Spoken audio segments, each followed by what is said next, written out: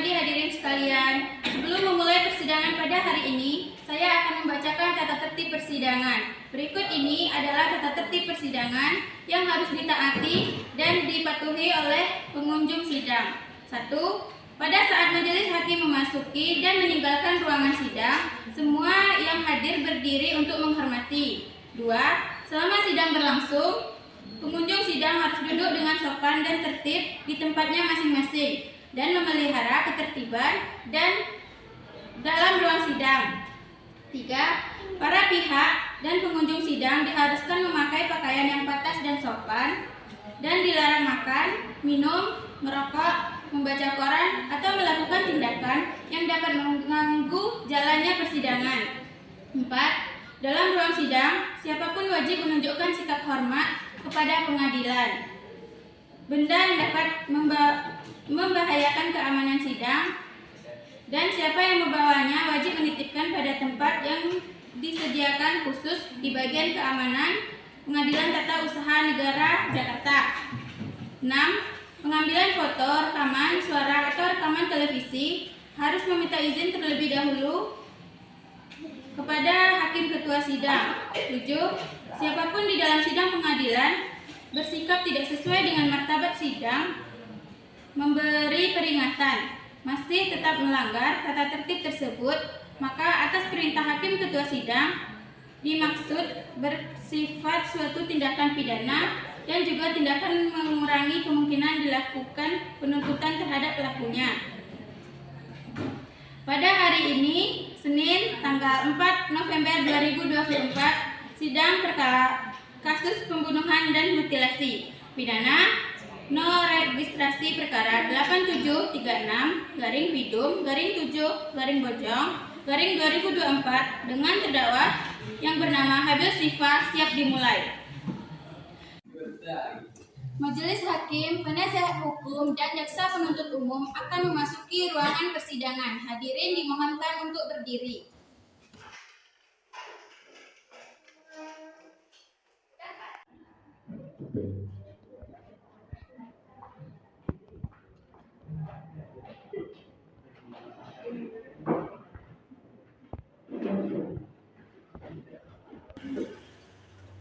Para hadirin dipersilakan untuk duduk kembali.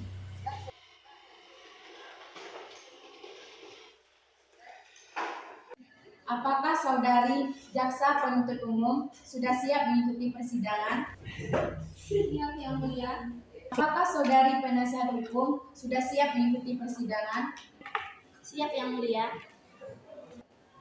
Pada hari ini, Senin tanggal 4 November 2024, sidang Pengadilan Negeri Depok yang memeriksa dan mengadili perkara pidana tingkat pertama nomor registrasi perkara 8736 garing pidana umum garing 7 2024 dengan terdakwa dan Habil Syifa saya nyatakan dibuka dan terbuka untuk umum.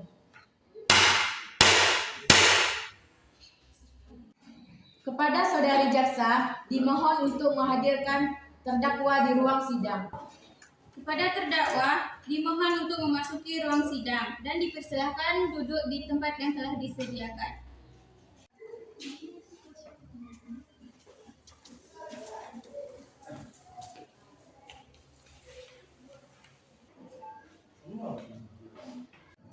Apakah saudara bisa berbahasa Indonesia dengan baik?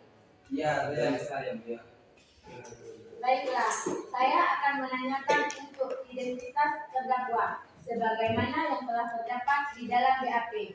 Saudara jaksa dimohon berikan kartu identitas terdakwa. Ini Yang Mulia.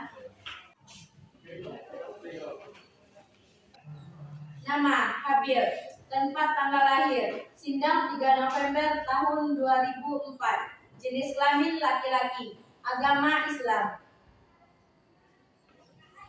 Iya, Yang Mulia. Saudara terdakwa apakah dalam keadaan sehat, baik jasmani maupun rohani, dan siap mengikuti persidangan hari ini? Baik jasmani maupun rohani. Apakah saudara terdakwa siap mengikuti persidangan? Siap, Yang Mulia. Saudara terdakwa, saudara oleh penuntut umum didakwa melakukan tindak pidana pasal 340 KUHP tentang pembunuhan berencana dengan ancaman hukuman 20 tahun penjara seumur hidup atau mati. Apakah saat ini saudara didampingi oleh penasehat saudara? Ya, saat ini saya didampingi oleh penasehat hukum saya, yaitu Saudari Arini Regina. Betul saudari penasehat hukum terdakwa? Betul yang mulia. Baiklah, sidang akan dilanjutkan dengan agenda pembacaan surat dakwaan oleh jaksa penuntut umum. Apakah saudari penasehat hukum sudah menerima salinan surat dakwaan? Sudah yang mulia. Silakan jaksa penuntut umum untuk membacakan surat dakwaannya. Surat dakwaan. Nomor registrasi perkara kasus pembunuhan dan mutilasi. Nama terdakwa Habil Silva, jenis kelamin laki-laki, tempat tanggal lahir Sindang 3 November 2004. Umur 20 tahun, kewargaan Indonesia, alamat Sindang, Kecamatan Lunang, Pesisir Selatan, Sumatera Barat. Penahanan. Ditahan oleh penyidik umum sejak tanggal 24 bulan Agustus tahun 2024 sampai tanggal 25 bulan September tahun 2024.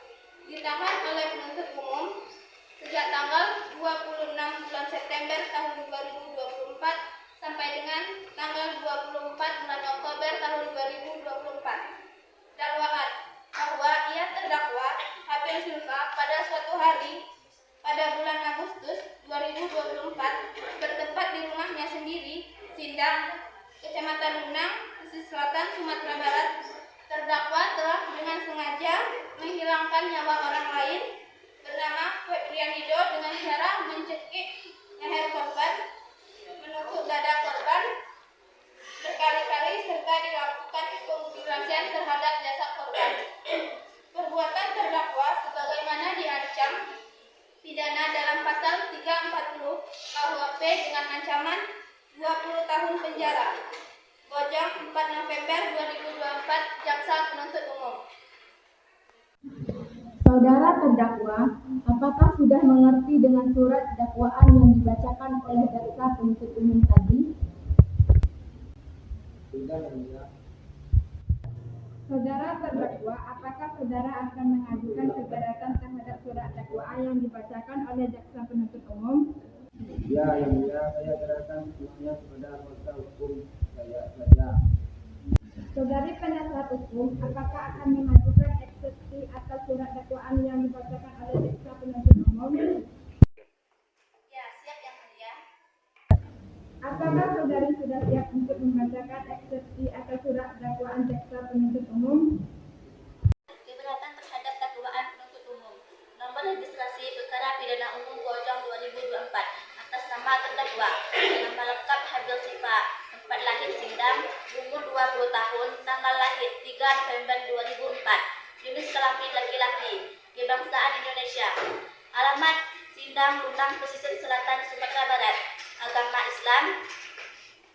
Registrasi perkara nomor 8361 kasus pembunuhan berencana mutilasi dengan dakwaan pertama pasal 340 KUHP tentang pembunuhan berencana.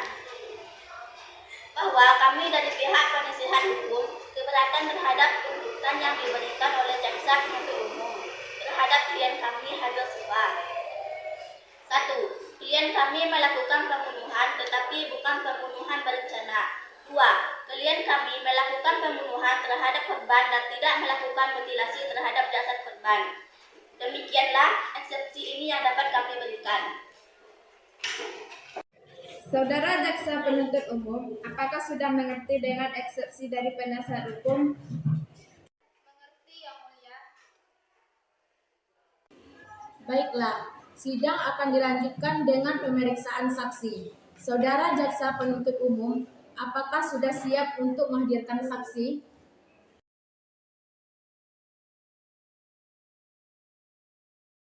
Baik, silakan saudara jaksa penuntut umum untuk menghadirkan saksi. Kepada terdakwa dipersilakan untuk duduk di samping pengacara.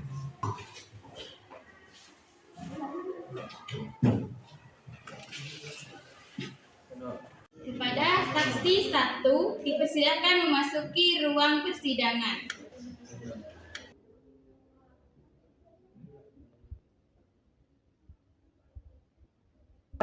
Selamat pagi Saudari Siti. Selamat pagi Yang Mulia. Sebelum memberikan kesaksian, apakah Saudari Saksi bersedia untuk bersumpah? Bersedia Yang Mulia. Silakan kepada hakim anggota untuk mengambil sumpah dari Saudari Saksi. Kepada petugas rohaniawan dipersilakan memasuki ruangan sidang.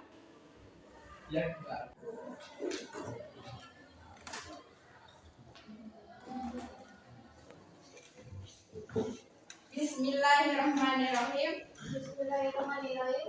Demi Allah saya bersumpah Demi Allah saya bersumpah akan mengatakan yang sebenarnya, akan mengatakan yang sebenarnya, tidak lain daripada yang sebenarnya. tidak lain daripada yang sebenarnya.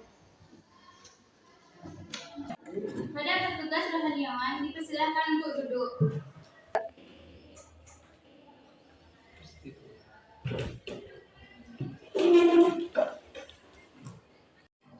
Kepada saudari, dalam memberikan kesaksian pada persidangan ini, saudari harus dengan tenang ya. Berikan kesaksian dengan sejelas-jelasnya dan tidak usah takut, serta harus memberikan keterangan tentang apa yang saudari alami, dengar dan lihat sendiri, tanpa ada tekanan. Baiklah, proses pemeriksaan saya serahkan kepada jaksa penuntut umum. Apakah saudari mengenal terdakwa? Ya, saya kenal. Apakah saudari Suti mempunyai hubungan keluarga atau hubungan darah dengan terdakwa? Tidak, Ibu. Apa yang dilakukan terdakwa? Terdakwa tidak melakukan hal yang terlihat mencurigakan ke jaksa, tapi tanpa santai ketika keluar dari rumah dan sepertinya hendak pergi nongkrong. Jelaskan lebih lengkap. Waktu itu, ketika sedang membaca buku, saya dengar ada suara irian dan mulut dan laki-laki lain di rumah. Habis suka, kenapa sampai teriak-teriak? Tadinya saya mencoba samperin tapi tidak. Jadi karena tiba-tiba sunyi dan tidak ada suara. Jadi saya sendiri tidak jadi samperin karena saya kira sudah tidak kenapa-napa. Baik, terima kasih Suti atas keterangannya. Silakan kepada saksi duduk di samping jaksa.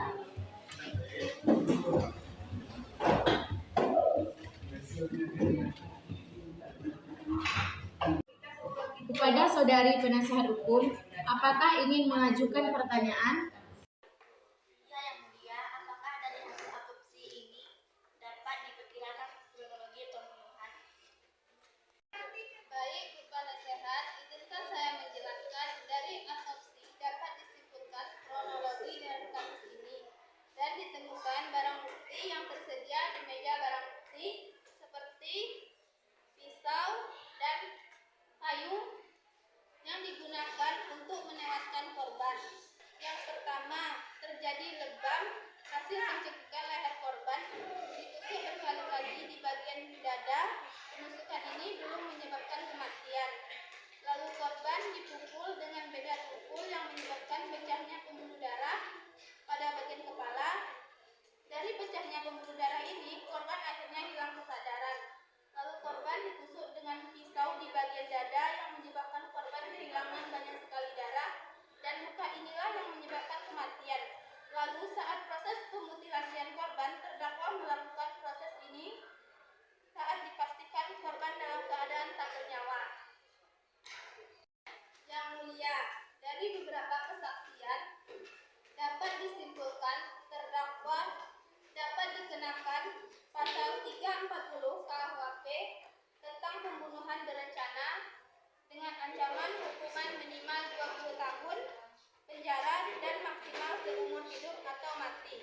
Pasal 338 KUHP tentang pembunuhan, pasal 360 KUHP tentang tindakan pembunuhan dengan pidana lainnya.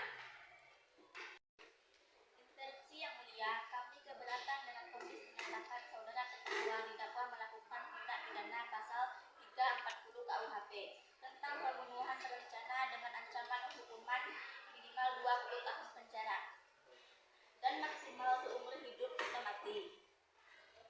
Kami dari kuasa hukum terdakwa merasa keberatan mengenai keputusan tersebut dengan beberapa pertimbangan sebagai berikut. 1. Dari semua pembuktian dapat saya simpulkan terkait pembelaan terdakwa yang mulia. Dari laporan interogasi polisi bahwa terdakwa melakukan tindakan tersebut karena dibakar oleh rasa cemburu yang mulia. Jadi, dapat diketahui terdakwa melakukan tindakan ini bukan karena tanpa alasan atau dari naluri alamiahnya sendiri. 2. Diketahui juga terdakwa bernama Habil Sifa memiliki masalah kejiwaan karena terdakwa melakukan korban kerusakan rumah tangga yang mulia. Dibuktikan berdasarkan hasil tes kesehatan mental bahwa kondisi mental terdakwa bermasalah yang dipicu oleh stres dan tertekan. Sesuai dengan menurut pasal 44 KUHP yang di dalamnya mengatur mengenai keadaan seseorang yang tidak dapat dimintai pertanggungjawaban pidananya.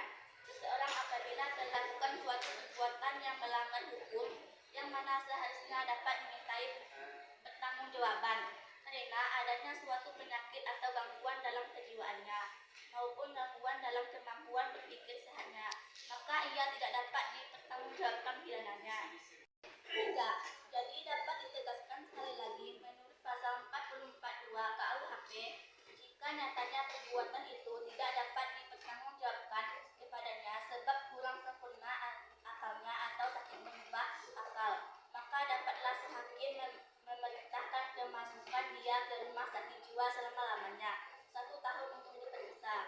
4. Pasal 41 ayat 1 Kitab Undang-Undang Hukum Pidana yang menyatakan bahwa barang siapa melakukan perbuatan yang tidak dapat dipertanggungjawabkan kepadanya karena jiwanya cacat dalam pertumbuhan atau terganggu karena penyakit, tidak dipidana.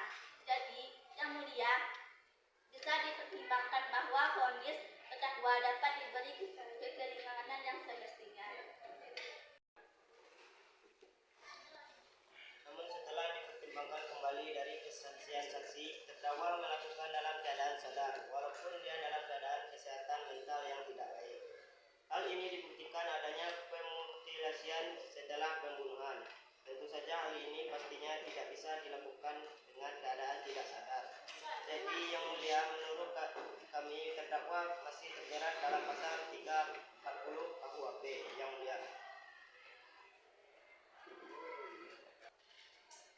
Tetap saja yang mulia, mohon pertimbangkan beberapa keberatan kami. Terlalu kejam jika menjatuhkan hukuman 20 tahun penjara dari terdakwa Habil Sifa dalam kondisi sulit karena kondisi jiwanya. Saudara pengacara, perlu diingat terdakwa melakukan secara sadar yang artinya penyakitnya sedang tidak kambuh dan tidak perlu menyangkut pautkan kondisi kejiwaan di sini. Pasal 340 tentang pembunuhan berencana. Barang siapa sengaja dan dengan rencana terlebih dahulu merampas nyawa orang lain, diancam karena pembunuhan dengan berencana dengan pidana mati atau pidana penjara seumur hidup atau selama waktu tertentu, paling lama 20 tahun. Pasal 338 tentang pembunuhan. Barang siapa dengan sengaja menghilangkan nyawa orang lain yang diancam dengan maksimum hukuman 15 tahun penjara. Pasal 339 KUHP terkait pembunuhan dengan pemberatan yang berbunyi pembunuhan yang diikuti, disertai atau didahului oleh kejahatan yang dilakukan dengan bermaksud untuk memudahkan perbuatan itu. Jika tertangkap tangan untuk melepaskan diri sendiri atau pesertanya daripada hukuman, atau supaya barang yang didapatkannya dengan melawan hukum tetap ada dalam tangannya, dihukum dengan hukuman penjara seumur hidup atau penjara sementara selama-lamanya 20 tahun. Saudara terdakwa, diberitahukan bahwa acara persidangan pada hari ini adalah pembacaan putusan pengadilan. Apakah saudara terdakwa sudah siap mendengar keputusan sidang hari ini? Dari hasil tes sidik jari yang telah dilakukan di Rumah Sakit Dr. Suyoto didapatkan hasil bahwa terjadi 99% kecocokan sidik jari antara sampel sidik jari terdakwa dengan sampel sidik jari yang terdapat pada tubuh korban dan barang bukti yang kami periksa berupa kayu dan pisau. Pertama, terdapat 13 potongan tubuh korban yang kami dapatkan. Potongan tersebut terdiri dari bagian kepala, 2 lengan terpotong menjadi 2 sehingga berjumlah 4,2 bagian kaki yang terpotong menjadi 2 sehingga berjumlah 4 dan bagian tubuh yang terpotong menjadi 2 bagian. Kedua, seluruh potongan tubuh yang kami dapatkan sudah dalam keadaan bersih dari darah. 3. Ditemukan sidik jari terdakwa pada hampir seluruh bagian tubuh korban yang sudah terpisah-pisah. 4. Ditemukan bekas luka cekikan di bagian leher korban. 5. Ditemukan luka tusukan di bagian dada korban sebanyak 1 buah luka tusuk pisau. Dan 4. Luka tusuk di bagian dada kiri korban yang terdiri dari 3 luka tusuk pisau. 6. Ditemukan luka benda tumpul di bagian belakang kepala yang menyebabkan pembuluh darah pecah. 7. Ditemukan selai rambut pada bagian lipatan jari tangan yang telah dibuktikan bahwa rambut tersebut adalah rambut dari terdakwa. Untuk terdakwa, Habil Sifa dinyatakan dihukum menurut pasal KUHP, namun hukuman terdakwa diringankan karena kondisi kejiwaan yang kurang baik menjadi 15 tahun penjara. Baiklah, dengan demikian pemeriksaan perkara pidana kasus ini atas nama terdakwa Habil Sifa dinyatakan selesai dan sidang ini kami nyatakan ditutup. Pada pihak keamanan dipersilakan untuk membawa terdakwa untuk keluar ruangan persidangan.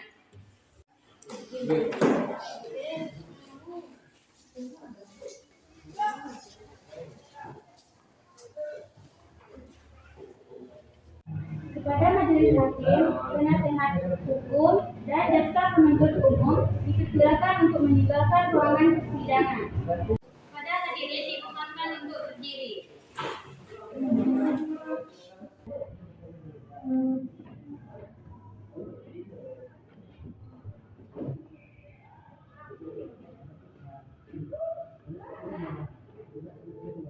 Hadirin dipersilakan untuk duduk kembali. Sekian persidangan kasus pembunuhan berencana pada tanggal 4 November 2024 dinyatakan telah selesai.